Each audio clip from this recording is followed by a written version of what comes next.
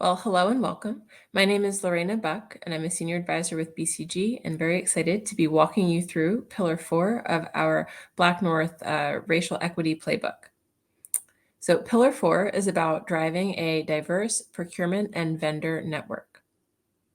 And it is one of the 6 pillars on the journey to drive racial equity in corporate Canada. You can find any of these other pillars and their videos on the BlackNorth website.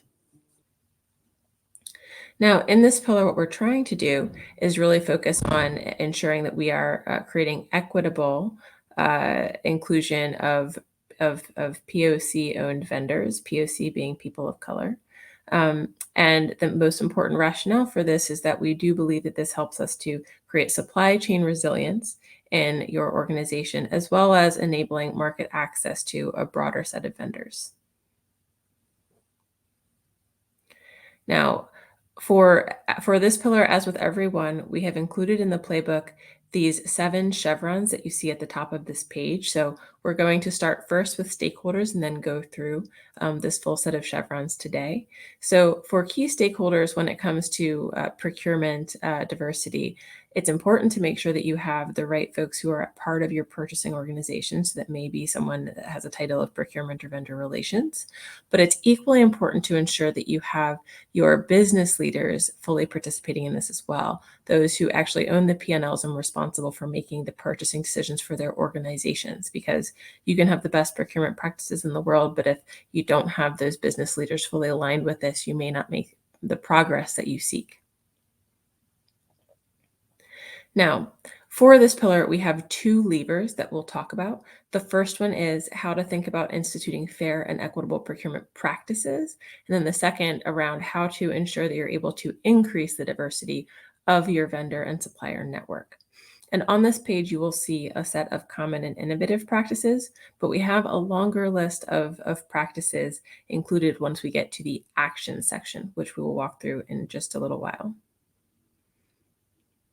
But first, we wanted to start with talking about baselining and how you understand where your organization is today, because that will be an important part of how you decide where to go. And so the first step with baselining is to understand your current spend with POC-owned vendors. And so we like to look at that in 2 different ways. So one is you can actually look at the percent of vendors by number of vendors, but then also looking at it by actual spend as well. And we think it's really important to look at both of these and orient more on the spend in dollars, because if you may have a large number of small vendors, but if they all have a very small amount of spend, it may still be relatively insignificant for the business. And so you really want to be focused on the percent spend that you're doing with POC-owned vendors. In addition to that, you're also going to want to do an assessment of your procurement practices to also help you to understand what parts of your procurement process you'd like to be able to make any changes on. And so here you'll see, we will be looking at things like the bidding process, the types of vendor requirements that you expect, your contract terms, and your internal policies. One of the most important things about this is that in some places you may need to adapt your process to ensure that you can be creating an equitable playing field for diverse vendors, which may not have the same capabilities yet as some of your other vendors. So one good example of this is something as simple as on contract terms, you may be used to requiring a 60-day payment period, but for some smaller vendors, they may not have the same ability to float as much working capital, especially if it's with a large newer contract with you. And so thinking about ways in which you can adjust your terms to enable them to be able to survive and thrive and ensure success for the delivery of their services is really important. So something as simple as just changing the contract terms and shortening that time frame can make a big difference for a smaller vendor. Now, if we look at the actions page, in this part of the playbook, we will have 2 pages for actions, one for each of the 2 levers. I'm just going to walk through one of these pages today, which is the one that is around instituting these fair and equitable procurement practices. And you'll see that this page is organized, as they are in all of the sections, with these 3 buckets. So we have actions that are associated with people, actions associated with process and policy, and then actions associated with technology and data.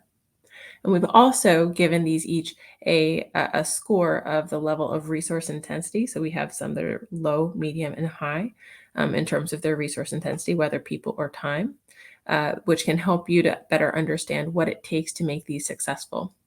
And the last thing that we did was we actually highlighted a couple of these that we consider to be no regrets actions, that if you are unsure of where to start, we would suggest those two as the most important to start with. And so if I just walk through what those are, the first one being this idea of disaggregating your bids and RFPs into smaller contracts. Again, if you find that the businesses that are in a specific supply category for you are smaller than the other vendors that you've used, you may need to be able to disaggregate that bid into a smaller an ability for a smaller supplier to win a part of that contract, so that you're actually creating the supplier diversity that you seek, and allowing it to be of a size that they can execute on successfully. The other thing that we would highly recommend here is just starting to integrate procurement diversity into your annual business and strategy review, so that you're starting to make this something that is visible in your organization and you can be tracking progress at the right level of leadership. Now, after you've had a chance to select the actions that you want to start working with, what you'll find in the playbook are additional sections that help you to understand how you can track your progress here, as well as resources to guide you along the way with your baselining and with your tracking. We also have included some case studies that can help to make this more real. And I wanted to give a handful of those examples to you now. So on this page, you'll see that there are some examples of how other organizations have successfully diversified their procurement, looking at different parts of that ecosystem. I'd already highlighted to you earlier this concept of how to change the business terms, and so a simple example being this idea of creating more favorable payment terms for diverse and small business suppliers, because that will allow them to be able to serve you with a little bit less working capital as they're getting started.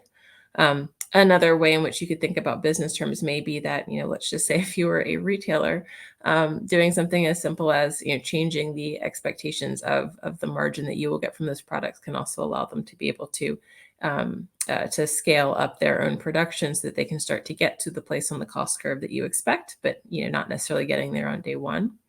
And then finally, on the bottom right of this page, you see this example of training or financing, which is where you can be helping suppliers to, especially those who are less familiar with, say, the types of procurement, reporting expectations that you might have, providing them training so they understand what you expect of them and how to do that can really help them, as well as if there are places where you have the ability to provide them some of that financing, again, to help with the working capital constraints that some of them may be dealing with as they're trying to scale and grow to support you.